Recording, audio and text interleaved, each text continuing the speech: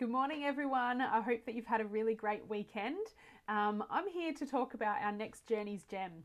So we are in the middle of a series on authenticity. So the first week we looked at the definition of authenticity, which comes from the research of Dr. Brene Brown. So you can go and check that out in our first video. Last week we looked at courage and how being courageous is about telling the story of who we are with our whole heart.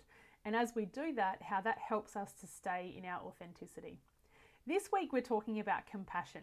So from the authenticity definition, it says choosing authenticity means exercising the compassion that comes from knowing that we are all made of strength and struggle.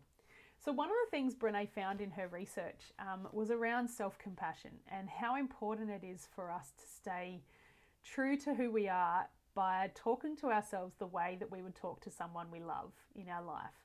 So often when things are hard or when things are really good as well, we can find ourselves speaking negatively to ourselves. So one thing that we want to focus on around our authenticity and staying true to who we are is compassion. So I love this where it talks about exercising the compassion that comes from knowing that we are all made of strength and struggle. So when we think about other people in our world and being part of humanity, we know that we are not the only ones who go through struggle. Now, some of us, our default is that we do feel alone and we don't feel like there are other people in the world who are going through the same things as us or who just don't understand what it means to struggle in life. But the research shows that we all have struggle. We all have strength and we all have struggle. So part of this compassion that helps us around our authenticity is trusting and believing that we can find compassion by knowing that we are all made of strength and struggle, that who we are and how we are made is actually because of our strengths and it's because of the struggles that we go through. So you know that idea of, things that are hard in our life, it's character building. I used to get so annoyed about that, and to be honest, I do still sometimes. I'm like, I'm done with character building, just want things to be easier again. But when I jump out of that box, I find myself reflecting and going, you know what, it's true. I become more of my true self when I'm in struggle, and as I work through that struggle, as I get through the struggle and understand more about who I am and what it is that I've learned from those struggles.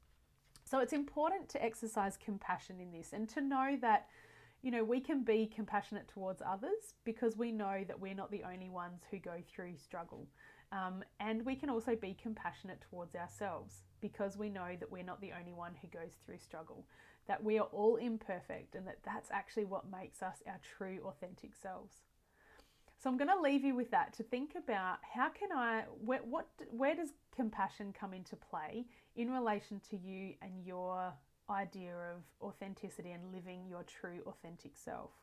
It's real challenge sometimes to be compassionate towards ourselves and towards others, but as we look at our own struggles and our own strengths, that actually helps us to have more compassion for others because we go, when someone's struggling, we can increase or we can use our empathy and know that we're not the only ones that go through it and that they're not the only ones going through it either, but we can listen to their story and empathize with the feelings and emotions that they're going through because we know that we've also been through similar things.